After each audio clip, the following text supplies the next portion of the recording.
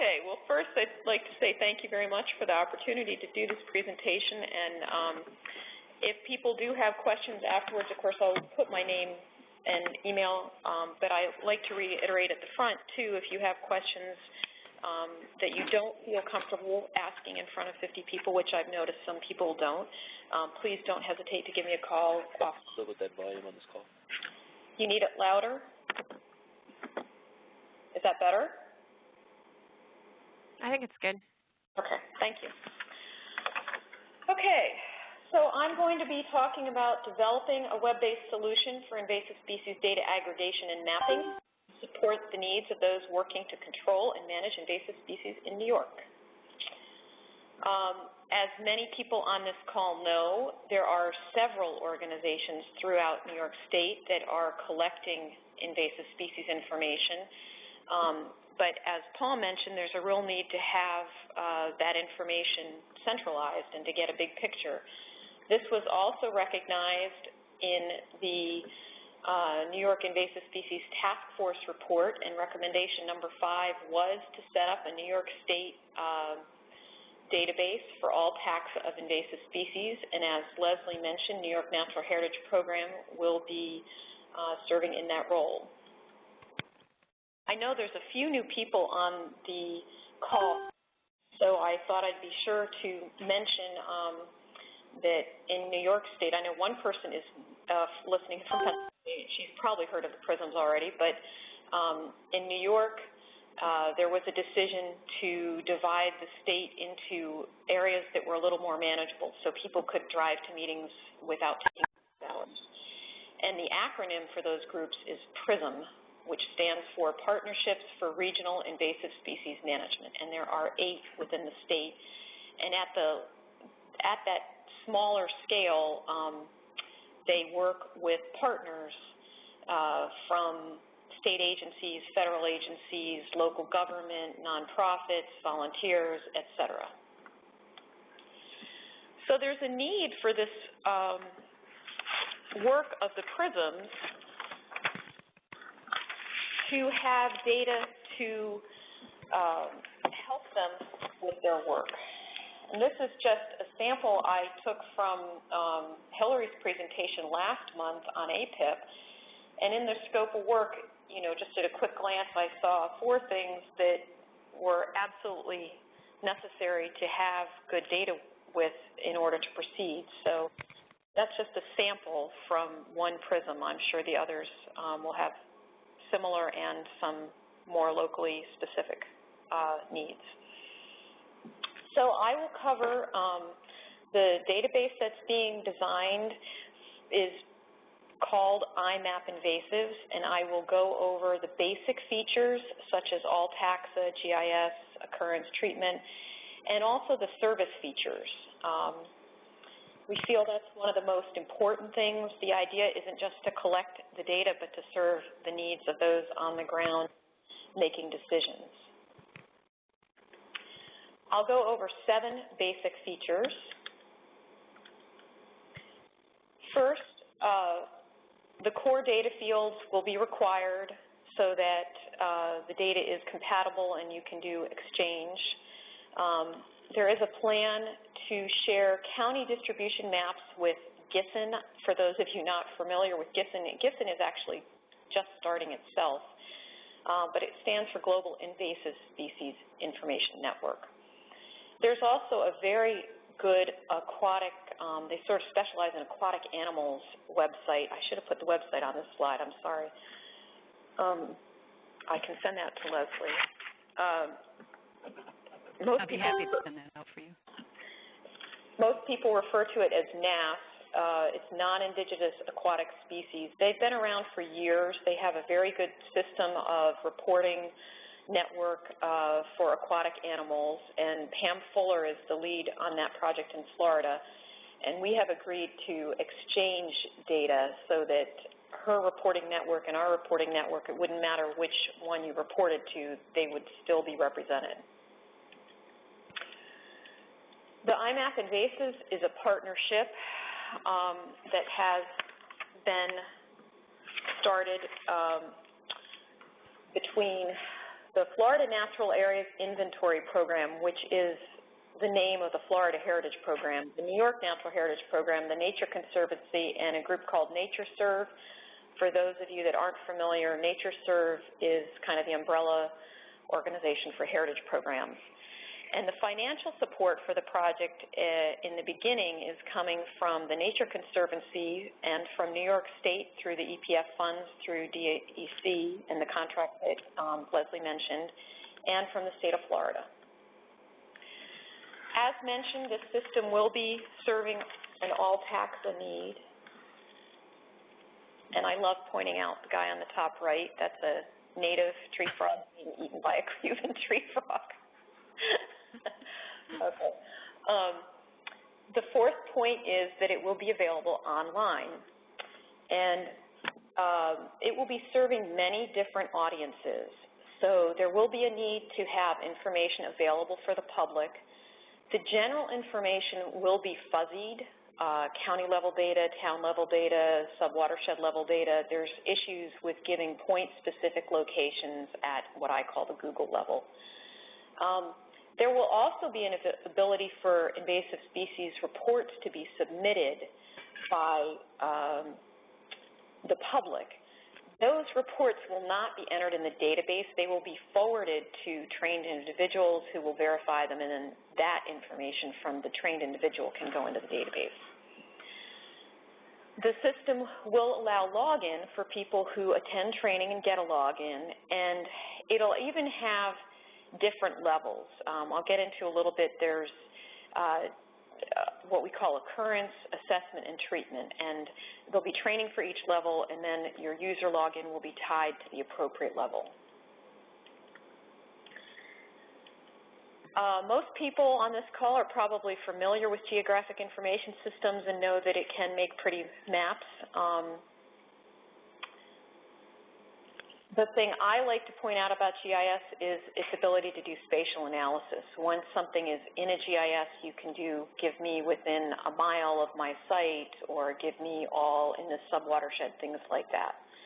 And there is a preview site up and running, which I'll cover more at the end. So as I mentioned, there are different levels, occurrence data, assessment data, and treatment data. And as you'll see on the screen there, the treatment data will not be available in the first or second phase of the project. Occurrence data is really basic: who, what, when, where. And we feel this will be really valuable to provide a way for groups that are willing to help with getting more people out there and more eyes on the ground, such as 4-H people and master gardeners, and I know at one meeting I met a utility company person, and the utility companies can't stand the invasives. They really make their work a lot harder, and his boss was willing to have him be trained. But again, he would only want to be entering who, what, when, where. He wouldn't want to be counting plants or giving a lot of detail. So that level of training for that level of detail. Then assessment data will be more applicable to those doing actual on-the-ground work, or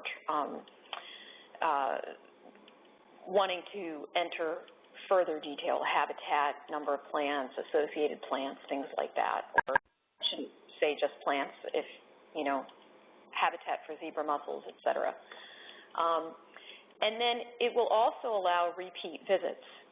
So if you view a site one year and then go back another year, you can enter an update to that actual site. And then, as I mentioned, in phase 3, treatment data will be able to. So if you're using glyphosate. Meeting. Sorry, what was that? I don't know. Okay. I think. Okay. So if you're, you'll be able to enter how you're treating something, and then later be able to do searches, you know, who did a burn for invasives, or who did using goats for invasives, and things like that. In addition, one of the features that we feel is really important for this system is that some people will not want to do the online data entry, they have a system that's working for them. New York State DOT has been collecting data, DOT staff, and I think it is absolutely wonderful that we have such a cooperative and active DOT. So rather than have them learn a new system, we will upload from their data periodically. In addition, anyone who's using the WIMS product that's available for free from the Nature Conservancy, it's access-based and it's designed for site-specific work, that there will be provided in the future an upload to the site from WIMS data. And in addition, Parks has created something we called WIMS Lite. It's very similar to WIMS, but it runs an ArcPad and it has fewer fields. And you'll be able to upload from that. We'll also be incorporating the CAPS data into the system. So now I'll shift gears and talk a little bit about service features. I bet everybody on this call has seen the graph on the right that has the general growth curve and, you know, your opportunity for making a difference down where the growth curve is small, and you want to work in that happy place there. So I'll go over some tools provided, the email alert system, and talk about the feedback for future capabilities. The tools provided for natural resource managers is that you'll be able to zoom into site-level resolution. You'll be able to do tracking and monitoring over time. The data entered will require that the new data entered from the login on iMap Invasives will require a digital photo or expert ID. If there's data uploaded that does not have that with it, it will be displayed, but it will be displayed differently so that people know, you know, it isn't fully confirmed quality controlled data, but is also still very useful. As I mentioned, it'll have the occurrence, assessment, and treatment data, and complementary GIS layers will be available, like the invasive species prevention zones that the PRISMs will be developing, heritage important areas, New York Natural Heritage Program important areas, wetlands, et cetera. One of the needs is to serve the PRISMs. Everyone knows that there's more to be done than can ever be done, and one of the focuses is to work on the by species and by location response. For those not familiar with this, both Paul and Kathy can speak to the water chestnut by species. You know, the Hudson and the Mohawk are well entrenched with water chestnut, but on Long Island and in western New York, there's only a couple of known sites. So they're working hard to treat them there. And another example I give is with giant hogweed, which is not yet known to occur in the capital region, and I joke that if it shows up in the parking lot at the mall, we would work to eradicate it. Kind of the opposite end of the spectrum is the by location or by site, and this has to do with establishing invasive species prevention zones, which is something the PRISMs will be working on. These are areas that are relatively or predominantly invasive species free, and in those areas the goal is to keep them there. That high quality area of could be a high quality natural area, could be a high quality ag area, but the goal is to keep invasives out. So there, even if it's a common invasive species, there would be a response to it. Additional tools, two of my favorite reports that we're designing are the early detection reports and the approaching region reports. The early detection report, you can see the map on the right, top right there. That's the capital region, and in the capital region, if you ask for all known invasive plant infestations that have 1, 2, or 3 known occurrences in the capital region, you get kudzu, Brazilian waterweed, and you actually do get a giant hogweed, but that is unconfirmed. We tried to confirm it this summer, Parks did, but we were not successful. It was reported from an island in the Hudson that only has access by canoe. So, and the kudzu site is known. That was a site that was found by Ken Carnes in downtown Albany, and They did treat the plant, and they did check the area for other kudzu plants. And it was on the south side of a building in the city, so we're hoping that's how it overwintered. So you get a list of early detection. And then another really helpful list is on the bottom left. You can generate a list of everything approaching the region that isn't yet in the region. So it's a much longer list, but anything that exists in Adirondacks or Massachusetts or the Catskills that does not yet exist in Capital Mohawk, and that helps the local land manager know what to keep on their radar. This is getting close. There will also be the ability to print maps so you can take them to meetings or use for reference. And there will be the ability to do reports by PRISM, county, watershed, user, etc. In addition, one of the things that we'll be setting up is an email alert system. So people will be able to sign up for emails by taxonomic group or by geographic region, PRISM or your county, and you can indicate whether you'd rather get an email immediately if something new is reported or a monthly summary.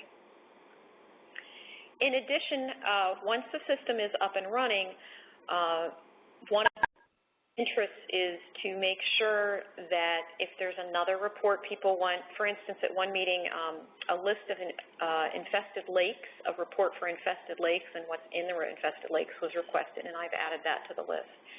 That's one of the things over time that we want to make sure that if there's additional features that will serve people using the system, that those get incorporated.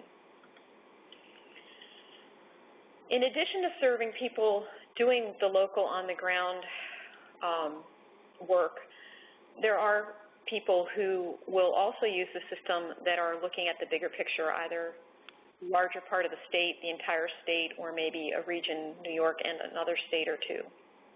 So there will be several opportunities to serve those needs as well.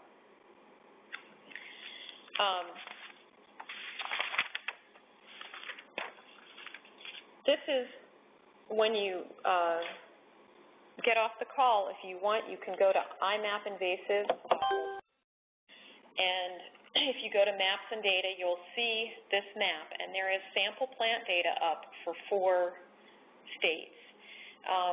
The development of the online GIS web-based tools, as I mentioned, is being funded from several different sources, and the development of a system like this is quite costly. However, to replicate this for other states is not that costly, and it is beneficial to participating states to have more states participate. Invasives spread rapidly, and they ignore state boundaries. So I do know there is one person from Pennsylvania on the call, and I know Pennsylvania is looking at iMap Invasives and might be a future participating state. If people are out and about and talking to colleagues from other states and they have an interest in the project, please have them call me. So as I mentioned in the beginning, the goal is, or one of the main goals is to support the needs of PRISMs. So I want to be sure to express the tie-in that will be addressed between present, past, and future systems. PRISMs that have historically been collecting data, for instance, Tyler mentioned the APIP work, and we have talked with the person who does their mapping, and they're going to put it in a format so that we can upload it then to iMap Invasives and it will be available to them.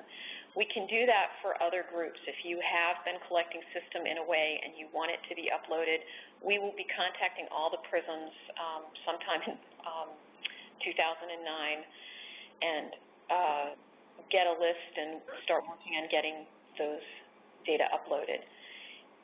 In the short term, if someone has data from this summer that they want to enter in a format that's easy to upload to iMap Invasives, I can give you as a temporary measure a little Excel file, and we can easily upload from that. The plan is, and the hope is, and the intent is that in summer of 2009, the online data entry for plants will be ready for people to be trained in and begin using. Other taxa will follow after that. So now I'm just going to show you a little sample from the imapinvasives.org preview site. I refer to this as baby data. You can do very simple queries. You can do real simple reports. It is view only. There's no online data entry yet.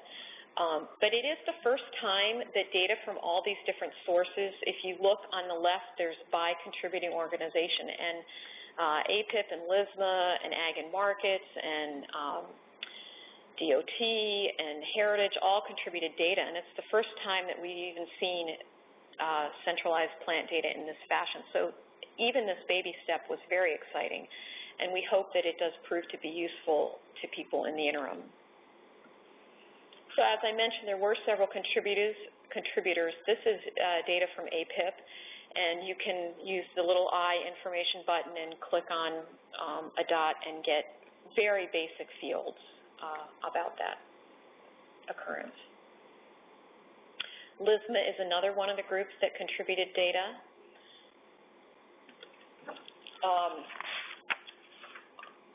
I mentioned that the system has limits, and I mentioned also that in the future, the public will not be able to zoom in to the point, to real site level, small, or I guess that's really large scale, but anyway, to zoom in real far and see a lot of detail with point data.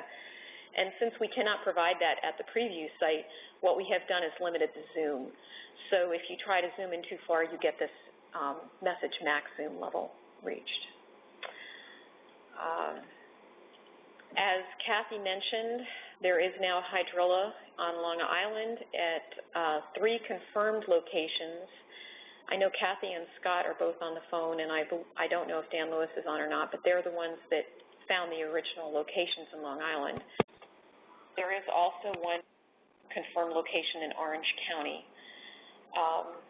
And I believe there's one more suspected on Long Island that's going to be checked. So again, I just want to reiterate, if you have data that you want to be uploaded, let me know, and I'll add that to the list to make sure that when we get to that point, all the different data sources are included. And if you have summer work that you want to put in an Excel file, let me know. And if you choose to use WIMS and WIMS Lite, those uploads will be designed for the system.